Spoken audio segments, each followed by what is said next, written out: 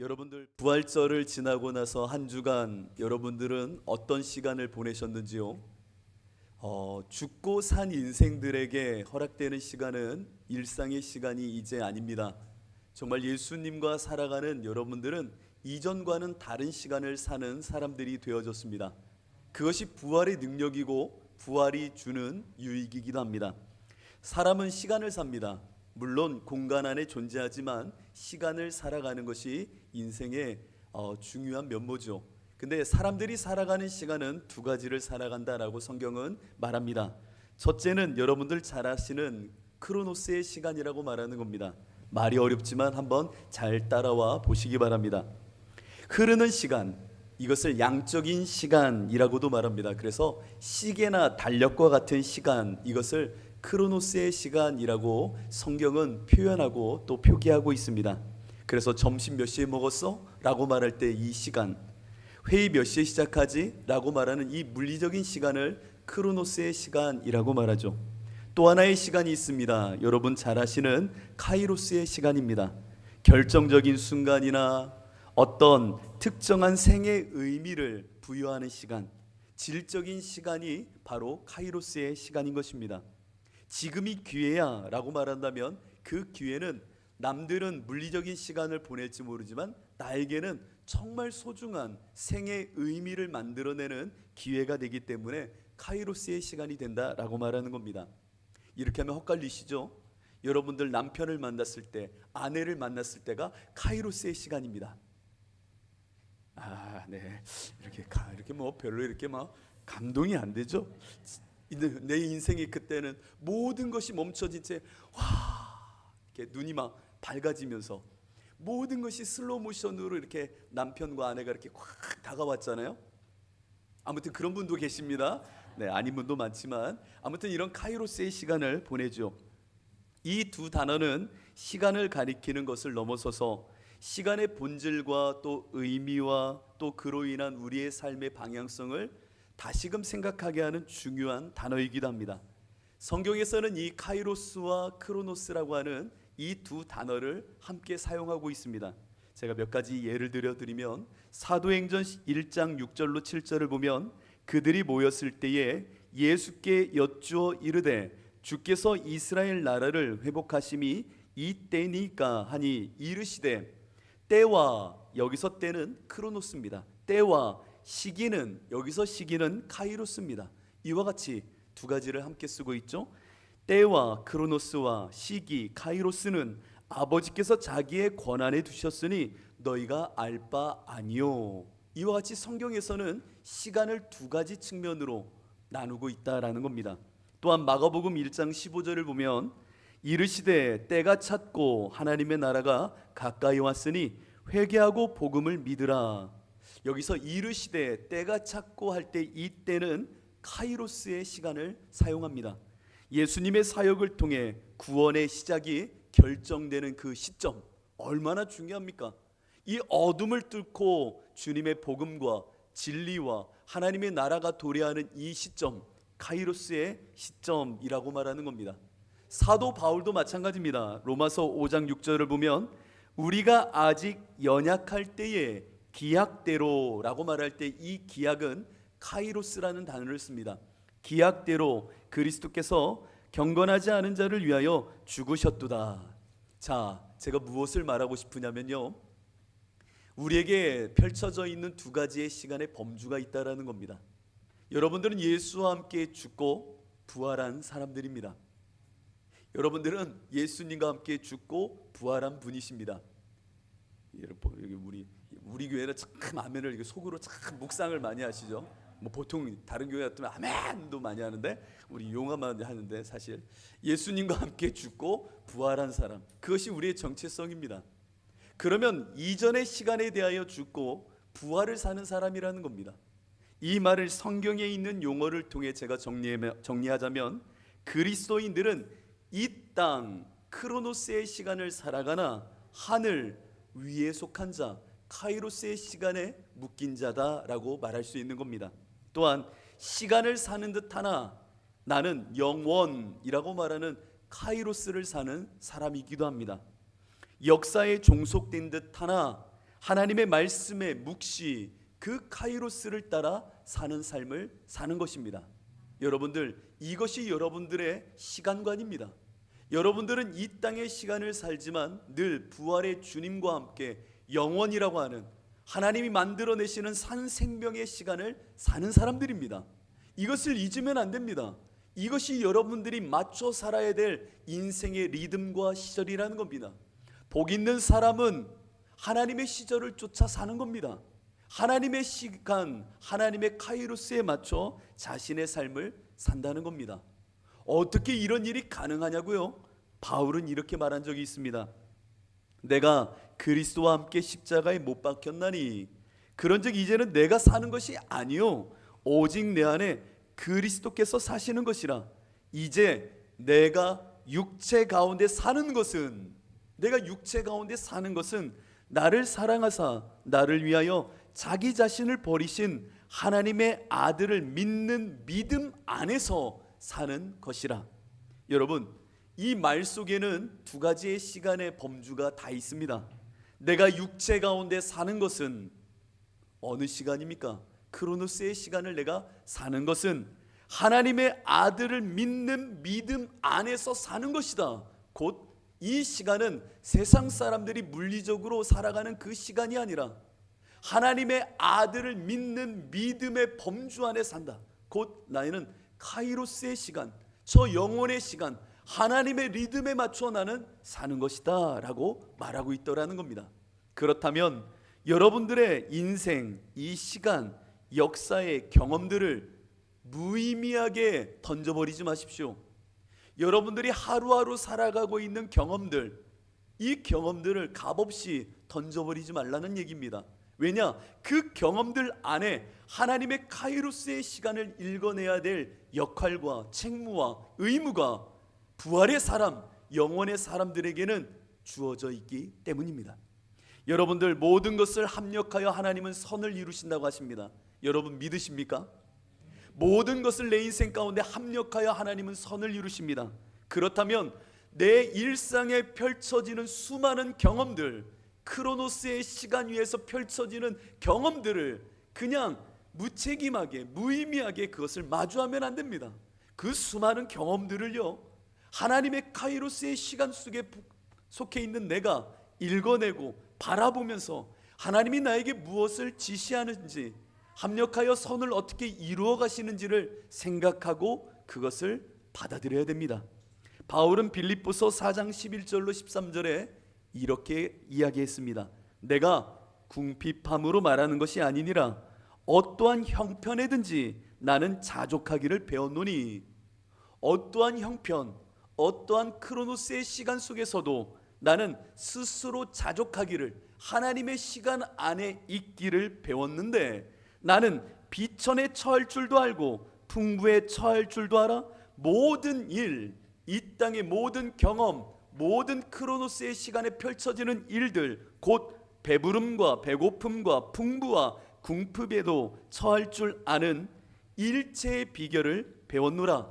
내게 능력 주시는 자 안에서, 곧 하나님의 시간 안에서, 그분의 거룩 안에서, 그분의 카이로스 안에서 내가 이 모든 크로노스의 일들을 다 견디고 감당하고 이 모든 것을 헤쳐나갈 수 있다라고 말하고 있더라는 겁니다. 지금 같은 공간에 있는 듯하지만 바울은요, 하늘에 속한 자답게 이 모든 경험과 환경을 읽어내고 그 안에서 믿음을 지키고 있는 겁니다. 여러분들은 나그네입니다. 히브리서는 여러분들을 나그네라고 말합니다. 나그네가 뭡니까? 이 땅을 잠시 거류하듯 잠깐 있다가 떠날 사람들입니다. 이 떠난다는 말은 내 본향과 내 모든 정체성과 시간이 하늘에, 저 영혼에 속해 있다라고 하는 것을 다시금 말하는 표현이기도 합니다. 제가 왜 이렇게 설교 서두에 이런 두 가지 시간관을 이야기하느냐? 오늘 이 본문 때문에 그렇습니다. 여러분들은 부활의 주님을 만난 사람, 영원을 사는 사람입니다.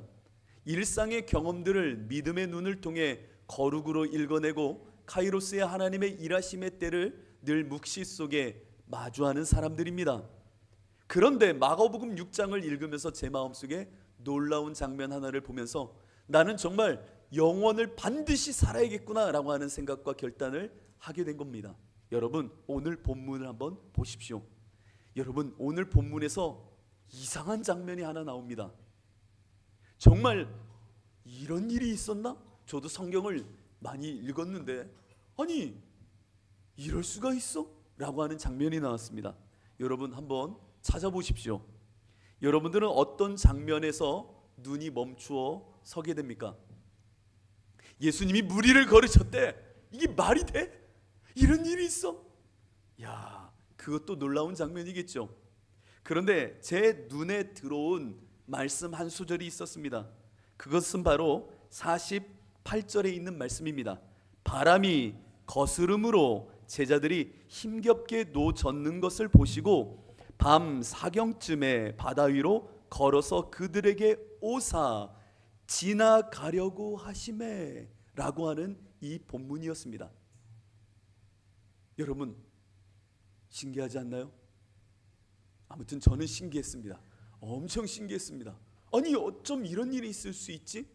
그래서 주석을 또 찾았어요. 혹시 번역이 잘못된 거 아닐까? 아니 그 본문을 찾아 주석을 읽었는데요, 잘못 번역된 게 아니더라고요. 그 제자들을 예수님이 피해 의도적으로 모르는 채 하고 지나가려고 하셨다라는 겁니다. 지금 예수님께서요 오병이어의 사건을 일으키시고 제자들에게 먼저 벳세다로 가 있으라고 그랬어요. 그러자 제자들이 배를 타고 밤 늦은 시간에 그 배를 타고 호수를 지나가고 있었던 겁니다. 그때 바람이 불러 그들에게 역풍 속에 다소 어려움이 있었습니다. 근데 여기서 역풍이라고 하는 이 바다 위에 일어난 사건을 여러분 큰 풍랑으로 생각하면 안 됩니다. 큰 풍랑 속에 예수님 주무셨고 예수님을 깨우니 그 바다의 모든 바람이 잔잔해지더라 라고 하는 사건은 이 앞에 있었던 사건이에요. 지금 여기서 바람이 그들에게 역풍으로 불 때에 거슬러 이 베드로와 야고보와 요한, 이 안드레는요 그것을 나름 자신의 방법으로 지나고 있는 겁니다.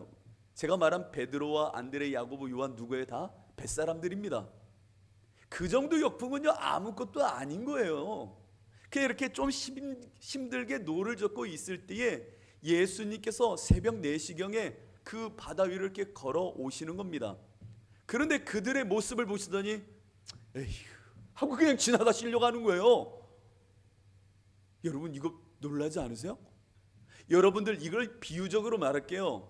여러분 인생에 힘든 역풍이 있고 아픔이 있고 고난 중에 정말 내 모든 마음이 무너져 있는 그때 예수님이 가시면서 에휴 하고 그냥 가신다고 생각해 보세요. 여러분들 마음이 어떠세요? 제가 이거를 테스트해 봤습니다. 어제 준석이를 놓고 준석아 네가 바다에서 역풍을 맞아서 힘을 다해서 땀을 뻘뻘 흘리면서 이렇게 하고 있는데 예수님이 무리를 딱 오시는데 그냥 모른 체 하고 에이그 하고 지나가면 어떨 것 같아? 그랬더니 준석이가 그래요. 예수님 삐진 것 같은데요? 그러는 거예요. 예수님 삐지신 것 같은데요? 여러분 삐진 거예요. 예수님 지금 뭐 했다고? 삐지셨다고요. 왜 삐졌는지를 알아야죠 여러분들. 그렇지 않나요? 바람아 잔잔하라. 이 사건으로 끝날 게 아니에요. 오늘 본문의 마지막 결론을 한번 보세요. 52절 이는 이유를 설명하는 본문이에요. 왜 예수님이 그냥 지나쳤는지에 대한 이유를 말하는 거예요. 근데 우리는 이 본문을 읽을 때 한 번도 이것에 관심을 두지 않았던 것뿐이에요. 52절을 한번 읽어볼게요. 이는 그들이 그 떡 떼시던 일을 깨닫지 못하고 도리어 그 마음이 둔하여졌음이더라. 예수님이 왜 그들의 시간을 버려버리고 그냥 스쳐 지나갔느냐? 삐지신 이유를 알자는 거예요. 그래야 우리가 부활의 사람, 생명의 사람, 능력의 시간을 살 수 있기 때문입니다. 저들이 노를 열심히 젓는 그 가운데 예수님은 한 가지를 보며 삐지셨습니다. 바로 아직도 자기 의의를 중심에 두고 살아가는 제자들의 그 모습이 답답했던 겁니다. 그들이 왜 마음이 둔하여졌느냐? 여전히 오병이어를 겪고 나서도, 바로 직전에 그 사건을 보고 나서도 여전히 마음이 둔하여 있었다라는 겁니다. 마음이 왜 둔하여졌냐고요? 자기 의가 남아 있었기 때문입니다. 우리가 이 땅의 크로노스의 시간을 살면서도 왜 수많은 경험 속에 예수를 경험하지 못하고 예수님이 어이구 하면서 지나가도록 스쳐 지나가는 예수님, 못 본 채 지나가는 예수님을 잡지 못하느냐? 여전히 내 안에 남아있는 의 때문이라는 겁니다. 베드로, 야고보, 이 요한과 같은 사람들은 뱃사람입니다. 수없이 그 바다에서, 호수에서 노를 젓고 고기를 잡던 사람입니다.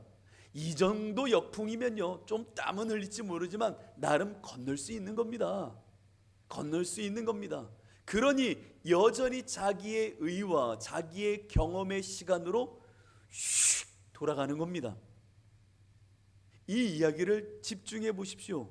내가 이 정도는 감당할 수 있어 라고 하는 그 자기 의의 시간을 마주하게 되면 어느 틈엔가 나의 과거의 경험, 나의 과거의 이력, 과거의 나의 실력, 내가 해냈던 결과물, 그 시간으로 다시금 돌아가는 겁니다.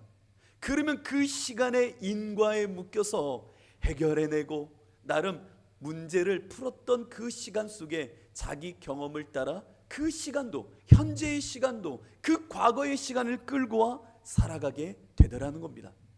인생은요, 이와 같이 예수 그리스도와 함께 죽고 산 자로 그 시간을 하나님께 드려야 되는데 그 시간을 하나님께 드리지 못하고 자기 의 때문에, 과거의 그 자신의 경험 때문에 과거로 돌아가 이 시간을 또 한 번 하나님과 상관없는 자기 의쌓기의 시간으로 살아가려고 한다는 겁니다.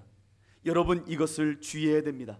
견딜만 하고 해볼만 하며 거뜬히 내가 할 수 있다라고 생각하는 그 순간 여러분들 마음속에는 카이로스라고 하는 하나님의 침노하는 묵시의 시간이 들어오질 못하는 겁니다. 왜요? 내가 감당할 수 있으니 그 시간을 살 필요가 없는 겁니다. 내가 할 수 있으니 내가 죽고 예수로 살 필요가 없는 겁니다. 하나님의 아들을 믿는 믿음 안에 살 필요가 전혀 없는 거예요. 왜요? 내가 할 수 있는데 뭘, 내가 이걸 감당할 수 있는데 뭘, 주변의 이 모든 경험들, 야, 이런 노하우, 이런 방법론을 택하면 돼. 얼마만큼 우리들이 이 과거의 시간을 현재로 끌고 오는지 모릅니다. 여러분들은 어떠신가요? 이와 같이 자신이 이 시간을 하나님께 드리지 못한 채 자기 의쌓기에 바빠지면 예수님이 그 시간에 들어오지 않으시는 겁니다. 못 본 채 그냥 가고 싶으신 거예요. 저는 이 부분을 읽게 되는 겁니다. 여러분들, 지금 발생된 경험들, 그 경험들 속에 자기 의를 경험으로 생각해내지 마시고 하나님의 일하심과 하나님이 이 가운데 무엇을 나에게 허락하실지를 여쭙고 그분께로 나아가십시오. 그것이 죽고 사는 자들의 시간관입니다. 여러분들, 이것을 놓쳐버리니까 자꾸 예수 없이 사는 겁니다. 이것이 없으니까 내 의만 쌓아가며 바벨탑을 쌓듯 한 주를 살아가온 것입니다. 부활주일에만 나는 죽고 예수로 산다? 아니에요. 부활의 주님을 믿는 여러분들은 날마다 이 시간을 하나님께 드림으로 침노하듯 임하시는 예수 그리스도의 영광과 그 일하심을 내 시간 안에 그분의 영역으로 드려야 되는 겁니다. 또한 제자들의 모습 가운데 왜 마음이 둔하여졌지라고 하는 것을 생각할 때에 그들의 마음속에 하나님의 일을 생각지 않는 모습을 발견하게 됩니다. 여러분들은 하나님의 일을 보며 사십니까? 예수님은 이 땅에 오셔서 이런 말씀을 한 적이 있습니다.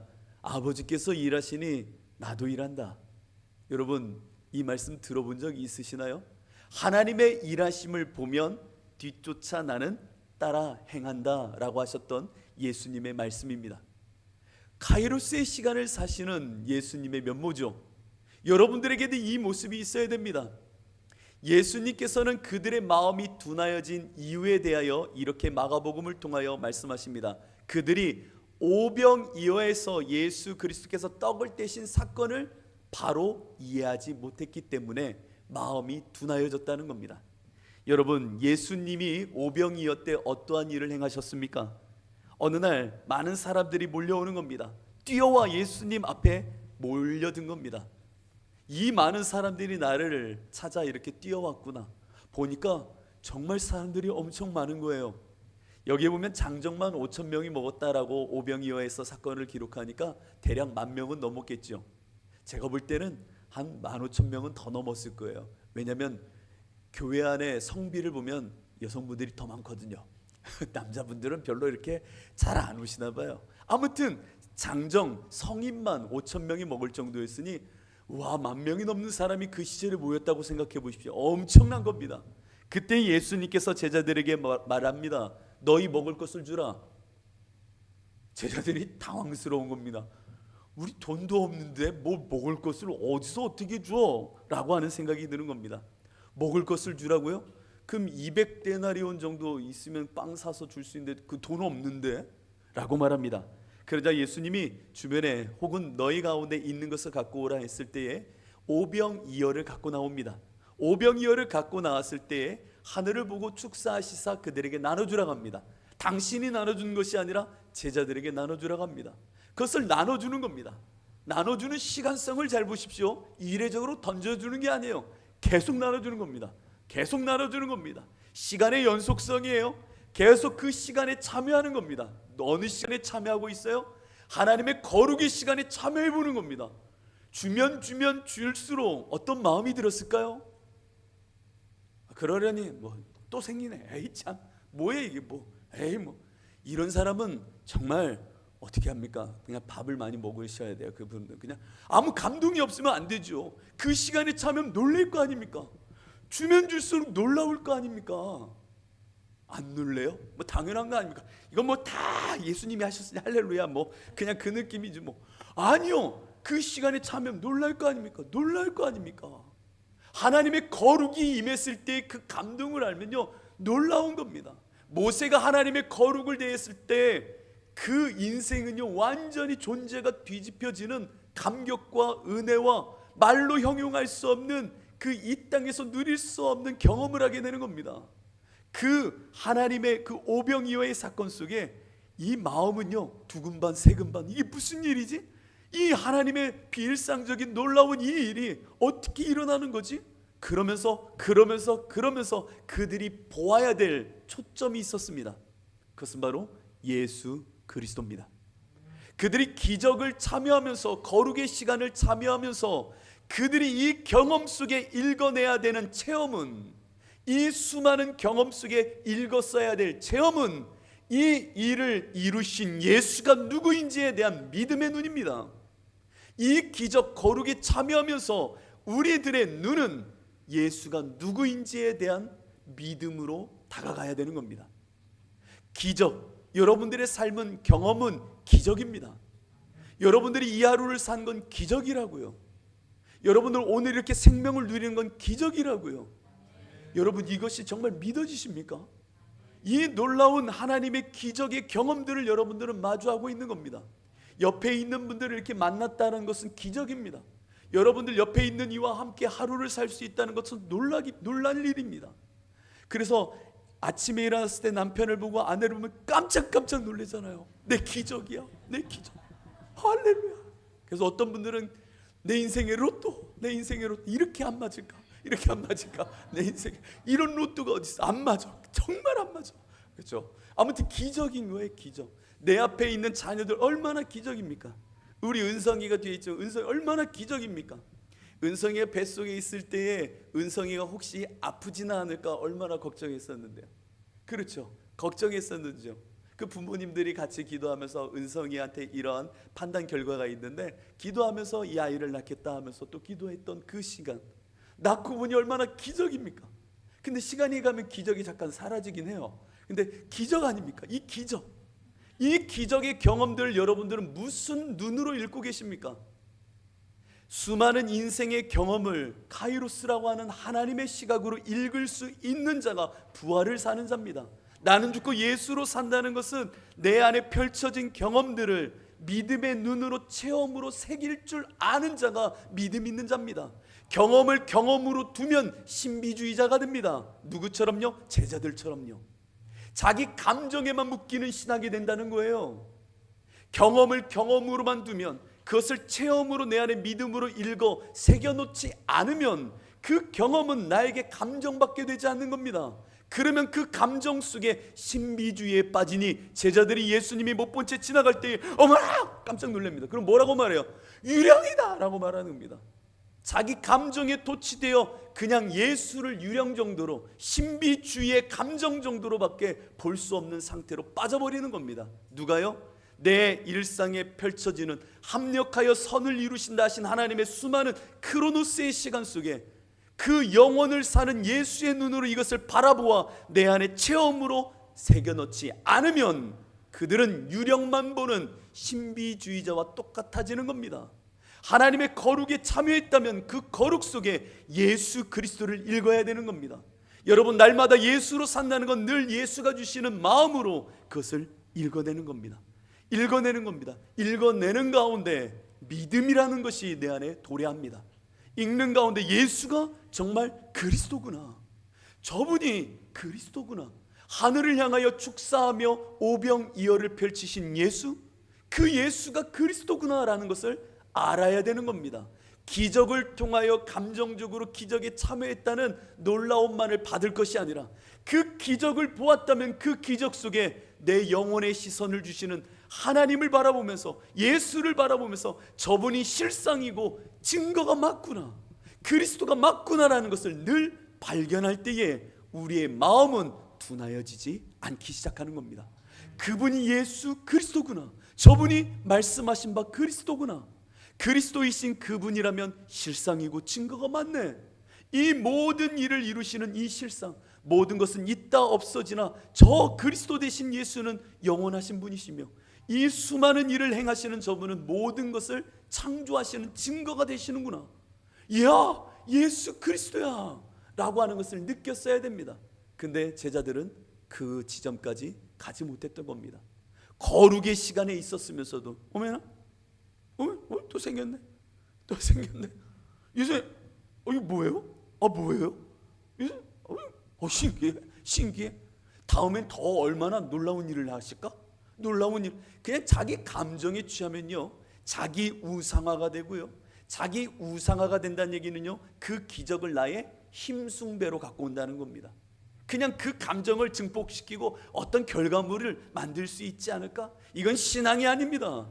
교회 안에서도 무언가 눈물이 흐르면 응답받은 걸로, 뭔가 가슴이 쿵쾅거리면서 찬양할 때 무언가 내 마음속에 요동치면 우와 은혜 받았으니까 어떤 결과가 있겠지, 이거는 신비주의자들의 모습입니다. 그 모든 일 속에 오직 예수가 내 안에 그리스도구나라는 것을 발견할 때에 이것이 생명이고 하나님의 일하심을 보게 되는 여건이 되는 겁니다. 오늘 이 베드로와 요한과 형제 안드레, 이 모든 사람들은요 뱃일을 하던 사람들입니다. 그 하던 사람들이 그 풍랑이 이는 역풍 속에서도 무엇을 바라보며 무엇을 기대했어야 됩니까? 하나님의 일하심이었습니다.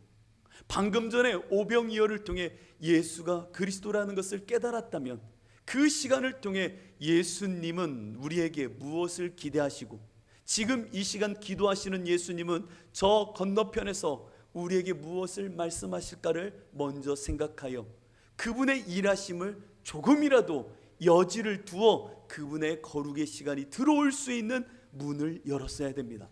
그런데 그런 여지가 없었어요. 야 빨리 놓죠. 아유 이런 또 바람이 부네.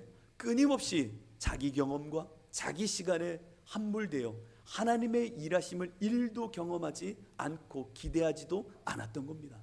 자, 이것은 그 제자들의 모습이고요, 우리의 모습을 한번 생각해 보십시오. 왜 내 인생 가운데 예수님 안 오세요? 왜 예수님 나한테는 역사하지 않으세요? 제가 볼 때는요 계속 못 본 채 지나가셨어요. 못 본 채 가셨어요. 이거요, 이거 우리 자녀, 우리 가정, 내 삶, 이거 어떻게 해요? 정말. 그런데 말은 그렇게 했지만요 하나님의 일하심을 일도 기대하지 않았었어요. 그래놓고 뒤돌아보아서는 왜 하나님 역사하지 않으셔? 나는 왜 예수님 믿어도 예수님이 그런 복을 안 주셔? 그런 일을 왜 안 하셔? 여러분 솔직하게 그 시간에 거룩의 시간을 향하여 문을 여셨습니까? 정말 여셨습니까? 하나님의 일하심을 기대하며 예수가 그리스도라고 하는 그 놀라운 고백 속에 주의 일하심을 초대하며 간청하며 간구하셨는지요? 한 번도 구하진 않은 채 시간이 흘러 나중에 뒤돌아보며 하나님은 나를 사랑하지 않으시는 것 같다. 왜 나에게 이런 경험과 아픔을 주셔? 예수님은 나를 버리셨나? 함부로 말하지 마세요. 예수님은 뒷짐을 지고 못 본 채 지나가셨는지도 모릅니다. 여러분들이 단 한 번도 거룩의 시간을 들이지 않았기 때문입니다. 누가복음에 보면 2장 즈음에 시므온이란 사람이 등장합니다.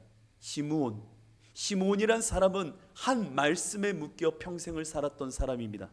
그것은 바로 주의 구원 그리스도를 보리라 라고 하시는 성령의 감동이었습니다. 여러분 잘 생각해 보십시오. 내 평생에 그리스도를 본다? 구원자를 보게 된다?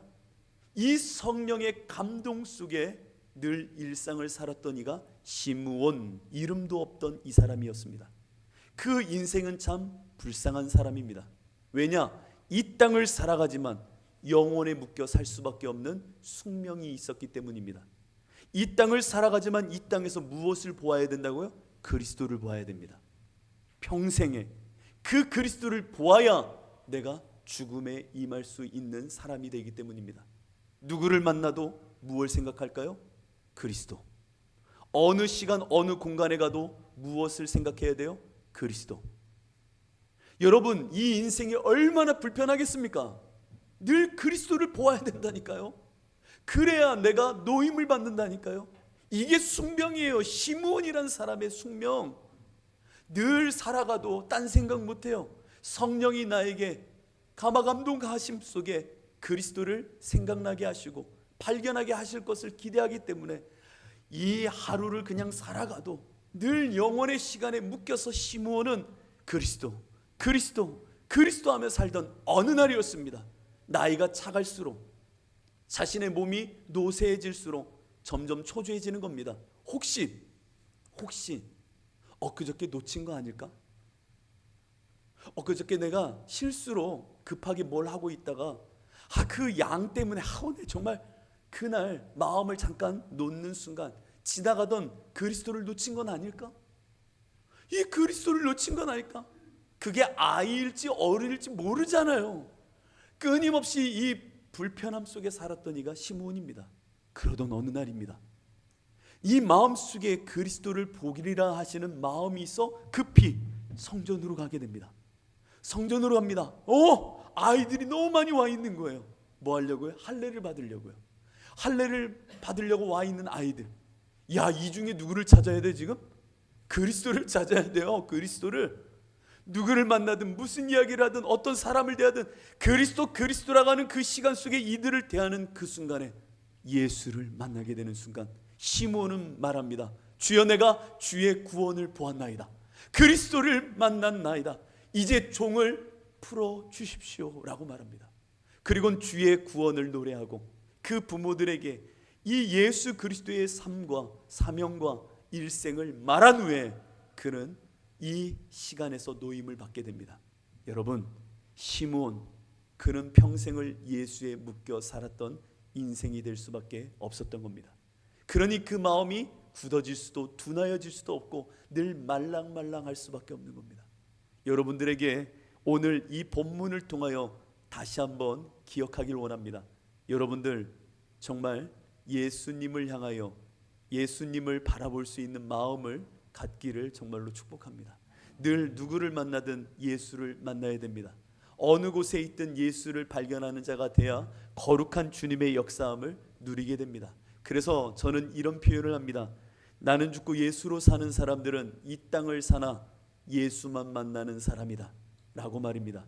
왜냐하면 누구를 만나든 그 사이에 예수가 있어야 되는 사람이 나는 죽고 예수로 사는 사람이기 때문입니다. 누구를 만나도 예수를 만나야 됩니다.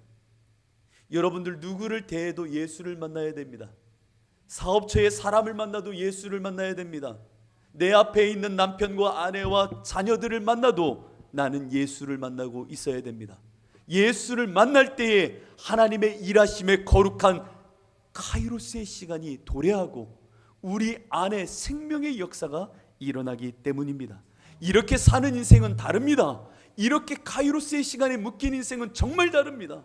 예수께 묻고 예수의 일하심을, 카이로스의 시간을 활짝 열어둔 인생은 주의 시절을 쫓아 주님이 주시는 복과 은혜와 하나님이 이루시는 지경의 넓이를 맛보게 됩니다. 누군가에게는 이것이 세상이 볼 때 볼품없다 말할 수도 있지요. 그러나 걱정하지 마십시오.